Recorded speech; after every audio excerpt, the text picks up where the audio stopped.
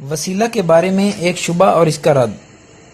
کوثری کا قول ہے کہ امام شافعی کا امام ابو حنیفہ کے ساتھ وسیلہ پکڑنا تاریخ بغداد کے شروع میں صحیح سند کے ساتھ مذکور ہے۔ شیخ البانی رحمہ اللہ اس قول کا رد کرتے ہوئے لکھتے ہیں کہ یہ قول نہ صرف مبالغہ آمیز ہے بلکہ کوثری کے مغالطات میں سے ایک مغالطہ ہے۔ اشارتاً اس کا علم اس حکایت سے ہو رہا ہے جس کو خطیب بغدادی نے عمر بن اسحاق کے طریق سے بیان کیا۔ اس نے کہا ہمیں علی بن میمون نے بتایا اور علی بن میمون نے کہا کہ میں نے امام شافعی رحمہ اللہ سے سنا کہ میں یعنی امام شافعی امام ابو حنیفہ کے ساتھ تبرک حاصل کرتا ہوں اور روزانہ ان کی قبر کی زیارت کے لیے آتا ہوں۔ جب مجھے کوئی ضرورت لاحق ہوتی ہے تو 2 رکعت نفل ادا کرتا ہوں اور امام ابو حنیفہ کی قبر پر جاتا ہوں۔ قبر کے پاس کھڑے ہو کر میں اللہ تعالیٰ سے اپنی ضرورت کا سوال کرتا ہوں۔ کچھ زیادہ وقت نہیں گزرتا کہ میری ضرورت پوری ہو جاتی ہے۔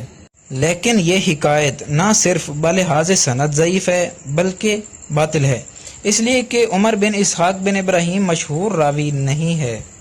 دوسرا یہ کہ رجال کی کتابوں میں بھی اس کا ذکر موجود نہیں، اور ممکن ہے کہ اس عمر سے مراد عمرو بن اسحاق بن ابراہیم بن حمید بن سکن ابو محمد تیونسی ہو، جن کے خطیب بغدادی نے حالات بیان کیے ہیں۔ اس نے ذکر کیا ہے کہ اس سے مراد بخاری ہے، جو 341 ہجری میں جب حج کرنے آیا تو بغداد میں بھی آیا اور اس کے بارے میں جرح و تعدیل کا ذکر نہیں کیا، پس وہ مجہول الحال ہے۔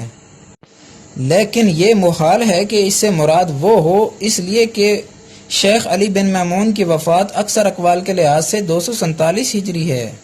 اس لحاظ سے ان دونوں کی وفات کے درمیان تقریباً 100 سال کا فاصلہ ہے، پس ممکن نہیں کہ اس نے اس کا زمانہ پایا ہو۔ بہرحال یہ روایت ضعیف ہے، اس کی صحت پر دلیل موجود نہیں، اور شیخ الاسلام امام ابن تیمیہ نے اقتداء الصراط المستقیم میں اس روایت کا مفہوم ذکر کر کے اس کو باطل ثابت کیا ہے۔ چنانچہ وہ فرماتے ہیں یہ روایت جھوٹی ہے، جو شخص روایت الحدیث کے ساتھ تعلق رکھتا ہے اس پر اس کا کذب ظاہر ہے، اس لیے کہ امام شافعی جب بغداد میں آئے تو بغداد میں ایسی کوئی بھی قبر نہ تھی جس کے ہاں دعا کے لیے آنے جانے والے لوگوں کا تانتا بندہ رہتا ہو، بلکہ امام شافعی کے زمانہ میں یہ بات معلوم نہیں ہے، اور امام شافعی نے حجاز، یمن، شام، عراق اور مصر میں انبیاء علیہم السلام، صحابہ کرام اور تابعین اعظام کی قبروں کو دیکھا کہ ان کے اور دوسرے لوگوں کے نزدیک ان قبروں میں مدفون لوگوں میں سے کئی ایسے بھی تھے جو امام ابو حنیفہ اور ان جیسے علماء سے کہیں افضل تھے۔ تو پھر کیا وجہ ہے کہ امام شافعی نے ان قبروں کا قصد نہیں کیا، صرف امام ابو حنیفہ کی قبر کا ہی رخ کیا؟ نیز امام ابو حنیفہ کے شاگردان اعظام ابو یوسف، محمد، زقر، حسن بن زیاد اور ان کے دور کے لوگ نہ امام ابو حنیفہ اور نہ ہی کسی دوسرے کی قبر کی زیارت کے قصد کرتے تھے۔